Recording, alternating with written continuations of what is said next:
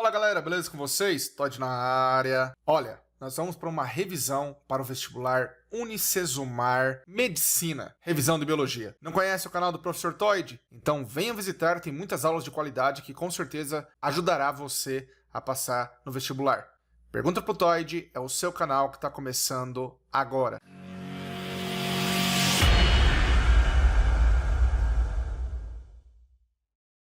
Galera, vamos para a questão número 1 então, ó.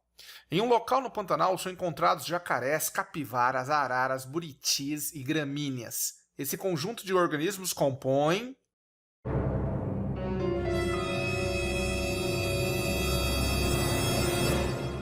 Pessoal, o assunto é ecologia. Nesse assunto ecologia, começando por espécie, seres que se apresentam morfologicamente, semelhança morfológica, semelhança no genoma e que apresentam intrafertilidade. O que isso quer dizer? Quer dizer que deixam descendentes férteis, ok, pessoal? Conjunto de indivíduos da mesma espécie forma a população, que são seres da mesma espécie com intrafertilidade reunidos em uma mesma área e no mesmo tempo cronológico. A reunião de várias populações forma a comunidade, que é esta imagem que tu tá vendo aí. Quando eu falo, por exemplo, de savana africana, eu tenho certeza que na minha cabeça já vem logo vários seres vivos presentes numa mesma região geográfica. E para mim isso chama comunidade. Quando essa comunidade interage com o meio, né, e fica à mercê das condições físicas e influencia o meio, influencia essas condições físicas, eu estou falando de ecossistema, ok? Então acaba sendo a interação entre fatores bióticos com fatores abióticos. Reunindo diversos ecossistemas ao redor do mundo,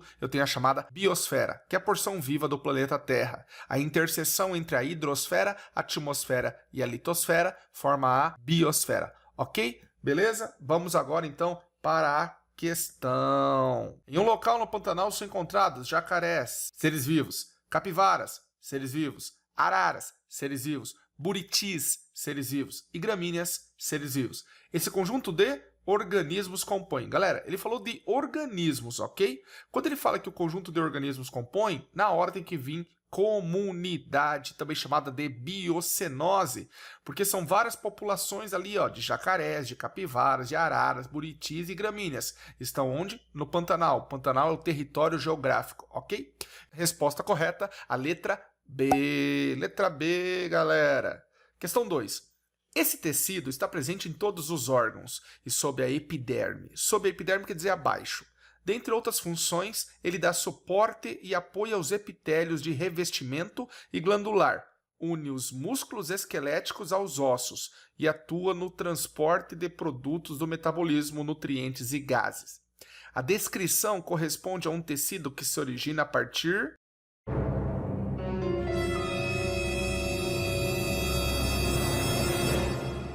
Galera, vamos falar então rapidamente de embriologia e também de histologia. Bom, embriologicamente falando, os estágios embrionários estudados para o vestibular são mórula, maciço celular com 16 ou 32 células, depende aí do autor. Temos também a fase seguinte, a blástula. Galera, a blástula dos mamíferos é conhecida por blastocisto. Apresenta uma camada externa chamada de blastoderme ou trofoblasto, responsável por formar os anexos embrionários, dentre eles a placenta. Temos também o embrioblasto, que são as células tronco embrionárias, que vão formar todos os tecidos do embrião. O embrioblasto acaba então transformando-se em folhetos germinativos, indo para a fase seguinte, estágio seguinte, que é a gástrula. No estágio de gástrula, nós temos o arquêntero, que é intestino primitivo, um blastóporo, que origina ou a boca ou o ânus. No caso dos mamíferos, como os seres humanos, originam o ânus, ok? Somos animais deuterostômios. Os folhetos embrionários são ectoderme, endoderme e mesoderme. A ectoderme forma o tecido nervoso, bem como a epiderme e seus anexos, como pelos e unhas. A mesoderme forma a maioria dos tecidos, por exemplo, tecido conjuntivo, que tem a ver com a questão. Temos também a endoderme, responsável por formar o sistema digestório e respiratório, bem como os anexos do digestório, como fígado e pâncreas. Histologicamente falando, o tecido conjuntivo ou conectivo é o tecido mais abundante do corpo humano em termos de diversidade. O tecido conjuntivo é dividido em propriamente dito e especializado. O tecido conjuntivo propriamente dito, ele pode ser do tipo frouxo ou denso, sendo que o denso é dividido ainda em modelado e não modelado. Existem muitos fibroblastos e que produzem muitas fibras. Essas fibras mantêm a conexão dos tecidos. As fibras são colágeno, elástica e reticular. Dentre os tecidos especializados temos o adiposo, cartilaginoso, ósseo e sanguíneo. Galera, vamos para a questão então. Vejam bem, ele fala de um tecido que dá suporte e apoio aos epitélios de revestimento e glandular, une os músculos aos esqueletos, isso aqui são os tendões, e atua no transporte de produtos do metabolismo. Galera, isso aqui é sangue, ok? A descrição corresponde ao tecido que se origina a partir. Bom, uma vez que você identifica que é o tecido conjuntivo vem de uma camada, um folheto embrionário, um folheto germinativo do estágio de gástrula, conhecida por mesoderme. Então, nós vamos ficar como alternativa letra B, galera. Letra B, mesoderme. Marca aí. Questão 3. A Araucária angustifolia é a espécie de gimnosperma que produz o pinhão, bastante utilizado na gastronomia em regiões do sul do Brasil. Nas gimnospermas...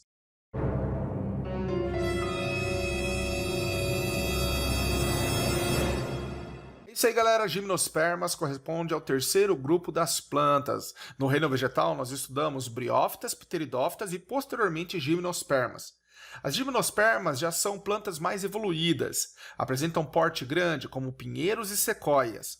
O pinheiro do Paraná, que é a Araucária angustifolia, chega mais ou menos a uns 25 metros de comprimento. E apresenta uma estrutura reprodutiva que lembra uma flor, só que não tem pétala e não tem sépala. É uma flor de cor marrom, conhecida por estróbilo, pinha ou cone. O estróbilo masculino é conhecido por microestróbilo, enquanto que o estróbilo feminino é conhecido por megaestróbilo. O pinheiro do Paraná é uma planta dioica. O que isso quer dizer, vestibulando? Que existe araucária macho e araucária fêmea. A polinização é realizada pelo vento, e isto é conhecida por anemofilia. Grãos de pólen estão presentes e formam o tubo polínico. Desta forma, as gimnospermas são as primeiras plantas que se tornaram independentes da água para a reprodução, pois agora com o grão de pólen e a formação do tubo polínico, o núcleo espermático acaba fecundando a oosfera que está no interior do óvulo. Falando em óvulo, quando ele desenvolve, dá origem à semente. Portanto, o pinhão não é fruto, galera. O pinhão é semente. O esporófito é duradouro e o gametófito é transitório. Vamos para a questão? Falando então da araucária, né, espécie de gimnosperma que produz o pinhão e tal. Nas gimnospermas, letra A. O pinhão tem estruturas correspondentes aos frutos carnosos das angiospermas? Não. Pinhão tem estrutura correspondente à semente. B. A novidade evolutiva é a vascularização? Não. Vascularização, xilema e floema, iniciou no grupo anterior, o grupo das pteridófitas.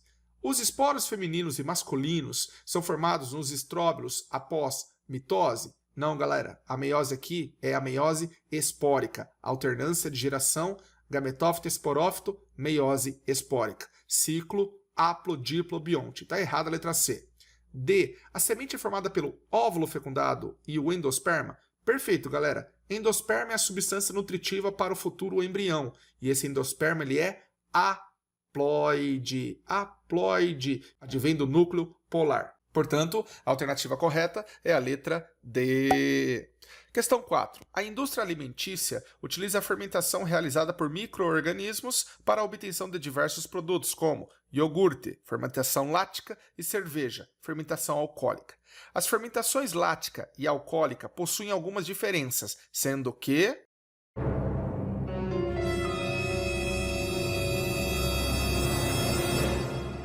Pessoal, vamos falar um pouco de fermentação. Bom, fermentação ele entra num grupo chamado de respiração celular anaeróbia, na ausência do oxigênio. Muitos micro-organismos fazem fermentação. Alguns tecidos de animais, por exemplo, também realizam fermentação. Vamos lá?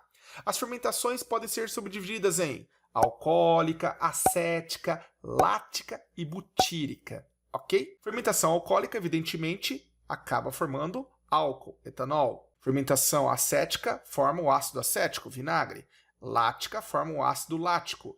e a butírica forma o ácido butírico. A questão pergunta sobre as fermentações alcoólica e lática. Muito bem, galera. Veja bem, tudo depende de uma matéria-prima chamada glicose. A glicose, então, ela vai ser quebrada em duas moléculas conhecidas por ácido pirúvico, cada uma com 3 carbonos, porque a glicose foi clivada, liberando a metade para cada molécula. Ácido pirúvico ou piruvato com 3 carbonos. Este ácido pirúvico, então, vai agora entrar na via que interessa para a fermentação, dependendo do micro-organismo.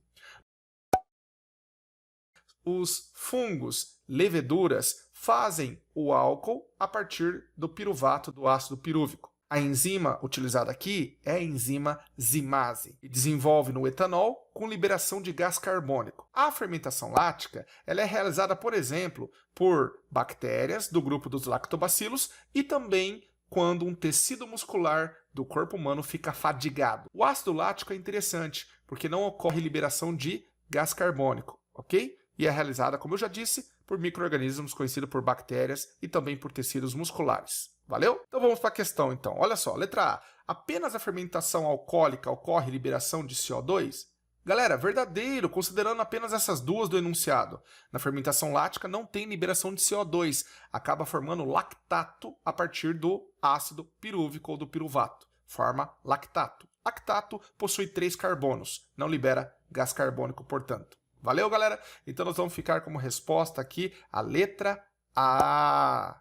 Questão 5. Infestação de escorpião pode aumentar 70% em 2 anos.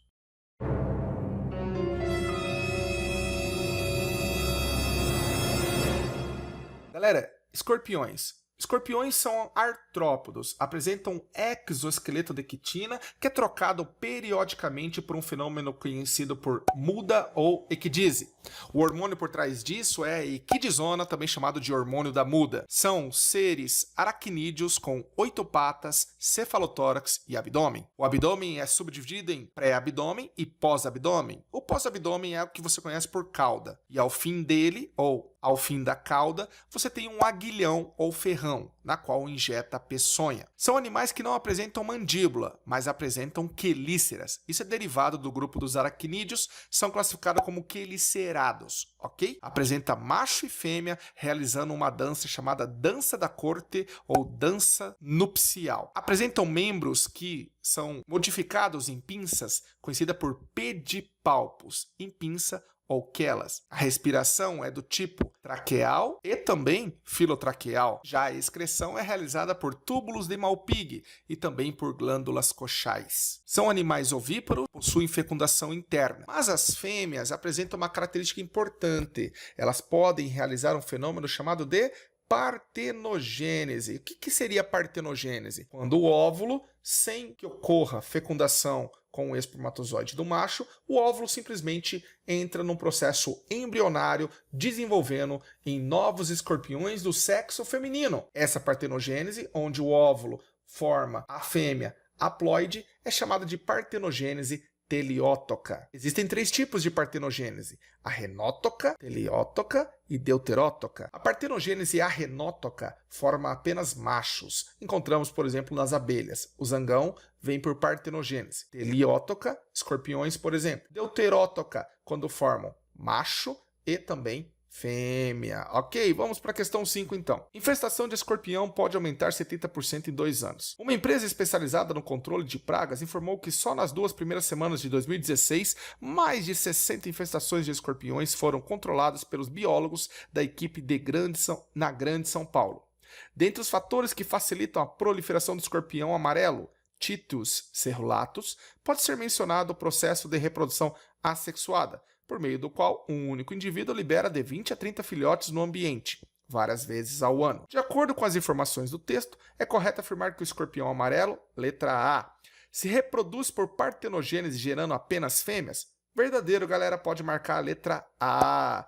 Letra B, é hermafrodita? Não, escorpiões são dioicos. C, não realiza divisão celular para originar células reprodutivas? Sim, realizam meiose, é uma meiose gamética. É um inseto? Não. Letra E, é um inseto? Não, porque ele é um aracnídeo. Ficamos com a letra A.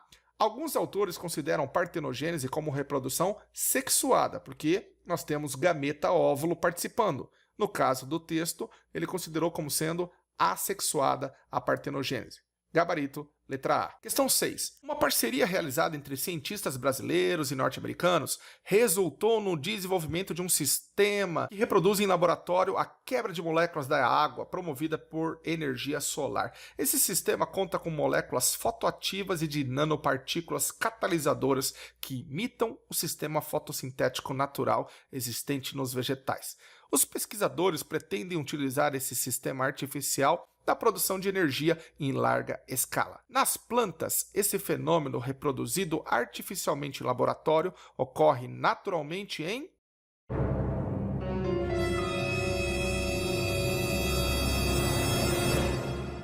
Pessoal, vamos falar de fotossíntese. Fotossíntese ele entra num assunto chamado metabolismo energético, ok? A fotossíntese ela é realizada numa organela chamada de cloroplasto. E no cloroplasto existem estruturas conhecidas por tilacoides, que parecem moedas energéticas. Nos tilacoides temos as clorofilas, podendo ser a clorofila A e a clorofila B. Para realizar fotossíntese, podemos subdividir em dois eventos, a fase clara, ou fotoquímica, que ocorre na presença de luz, portanto de dia, e a fase escura, ou bioquímica, enzimática, que ocorre na ausência de luz, podendo ocorrer tanto de dia quanto de noite. A fase fotoquímica é subdividida em fotofosforilação e fotólise da água.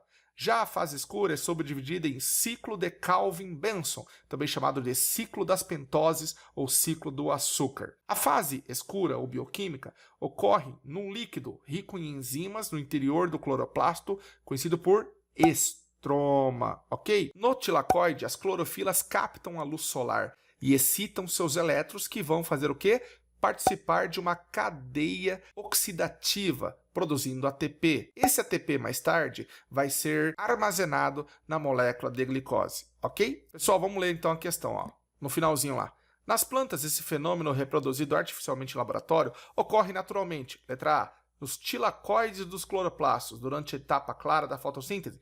Perfeito, galera! O salto de elétrons, a catalisação, a porção fotoativa ocorre nos tilacoides. É isso mesmo, fase clara, dependente de luz, letra A. Questão 7. A figura a seguir ilustra a relação existente entre as glândulas hipófise e tireoide, efetuada por intermédio dos hormônios identificados pelos algarismos 1, 2 e 3. Assinale a alternativa correta a respeito dessas glândulas e seus hormônios.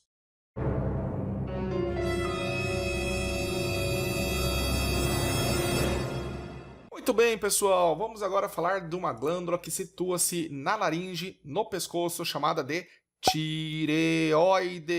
Tireoide, galera, extremamente importante porque ele controla vários processos metabólicos do seu corpo. Metabolismo de açúcares, de glicose, metabolismo sexual, metabolismo de crescimento e assim vai. A tireoide ela está sob o comando de um hormônio que sai de uma glândula da cabeça chamada hipófise. Esse hormônio é conhecido por TSH, hormônio estimulante da tireoide, ou tireotrófico. TSH atua na tireoide, estimulando-o a produzir dois hormônios, T3 e T4, triiodotironina, tetraiodotironina, dependente de um sal mineral chamado iodo, que nós encontramos no nosso sal de cozinha. T3 e T4, portanto, são o quê? Hormônios que aceleram o metabolismo de repouso ou metabolismo basal. Um outro hormônio liberado pela tireoide, mas que não é estimulado pelo TSH, é a calcitonina, responsável por armazenar, estocar cálcio nos ossos. Então, a calcitonina remove cálcio do sangue e armazena e estoca em minerais carbonatados em ossos. Ok? Aqui nós temos uma imagem onde, ao meu ver, a hipófise no número 1 está liberando o TSH, enquanto que o 2 e o 3 são hormônios tireoidianos que vão atuar como feedback negativo na hipófise. Para mim, o 2 e o 3 são hormônios T3 e T4, ok? Portanto, vamos agora ler a questão. Letra A, o hormônio 1 é o TRH. Galera, nem falei de TRH, né? TRH é um hormônio liberado pelo hipotálamo, que manda e comanda na hipófise. Então não tem a ver aqui porque nós estamos vendo uma parte onde a hipófise manda na tireoide. B, Os algarismos 2 e 3 correspondem aos hormônios T3 e T4? Possivelmente, cujas concentrações elevadas no sangue inibem a liberação do hormônio 1, que é o TSH, pela adenipófise. Exato, galera. Feedback negativo. Portanto, alternativa, letra B. Para você que vai fazer o vestibular aí da Unicesumar, desejo um sucesso, uma boa prova. Galera, mantenha calma. E se você não se inscreveu nesse canal, faça isso agora e ative o sininho de notificações. Beijo para vocês. Tchau, galera.